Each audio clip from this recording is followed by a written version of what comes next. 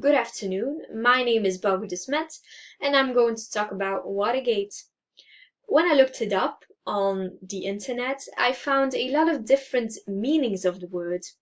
I saw that it is a novel, that it is a movie, that it is a dish, and that it is even a city in the United States and in the United Kingdom. But I'm not going to talk about either of those things. I'm going to talk about the Watergate scandal and the Watergate complex where the scandal actually happened. First off, I'm going to talk about the Watergate scandal. The scandal led to the resignation of Richard Nixon, who you can see on the photo. It occurred in the early 1970s and it was a major political scandal.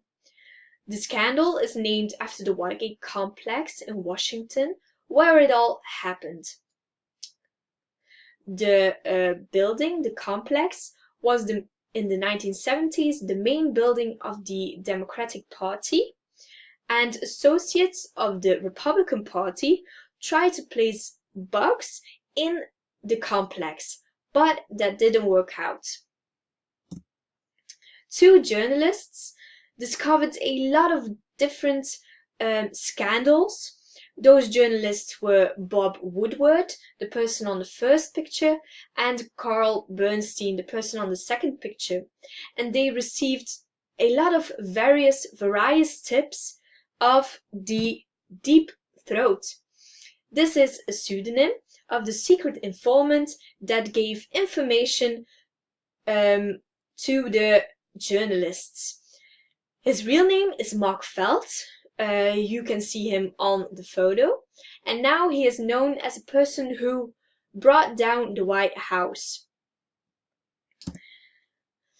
Now I'm going to talk about the Watergate complex, where they tried to place bugs. The complex was built between 1963 and 1971, and it is situated in the Foggy Bottom neighborhood in Washington, D.C. The complex consists of 6 different buildings. The first building is Watergate West. On the left you can see the entrance, and on the right you can see the building itself. Next you have the Watergate 600. The third building is the Watergate Hotel. You also have Watergate East, again on the left the entrance and on the right the building. You have Watergate South, and again left the entrance and right the building. And at last but not least, we have Watergate Office Building. The Water Building is considered one of the most desirable living spaces, and there are a lot of members of the Congress and political appointees in the executive branch who live there.